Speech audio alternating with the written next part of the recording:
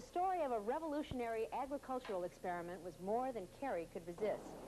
Pacific Telephone's first Southern California research farm is, of all places, located in an industrial area in south-central Los Angeles. Surprisingly, the facility has received almost no publicity, despite the importance of the work being done here. Recently, the company decided to grow its own telephone poles instead of buying them from farms in the Pacific Northwest. Well, we normally grow them in Washington, and with the high cost of gas, well, the gas rate going up, and it kind of offsets the price of land here, so it kind of balances itself out, and it's economically more feasible for us to do it here. How has the reaction been of the people in the rest of this area? Surprised.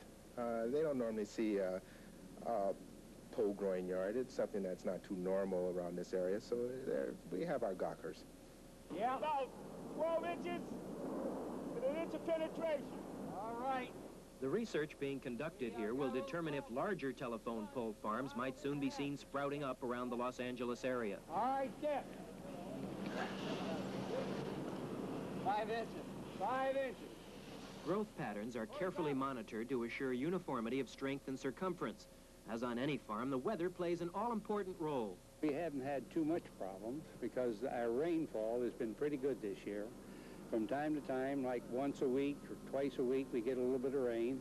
And if we don't get enough rain, we use our irrigation.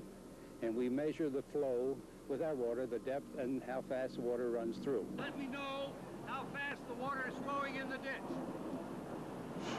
About 5 miles per hour.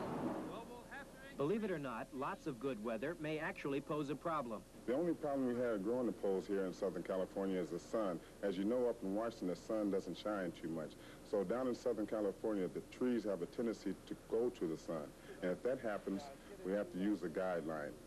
And if that method doesn't work, we usually chop them down and use them for firewood. Yeah, that one should be all right. We'll slow it up just a little bit. Spring is the busiest time of year on a telephone pole farm.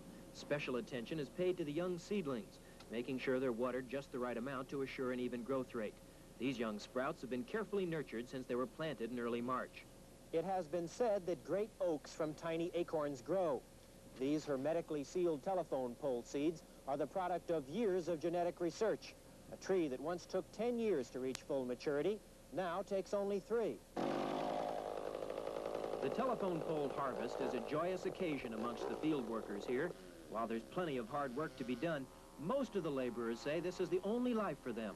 A little dirt under the fingernails never hurt anybody, they say, and the satisfaction that comes from watching a young seedling mature into a full-grown pole is hard to match. These workers were optimistic about this year's crop and feel that the harvest that will be ready by next April Fool's Day will be even bigger and better than this year's. To the outside. All right, walk into the pile. Kerry Millerick, Channel 2 News. On 3, we'll throw it on the pile.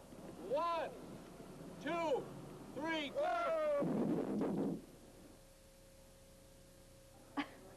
Kerry will go on to bigger and better and probably truer stories tomorrow when April Fool's Day is over.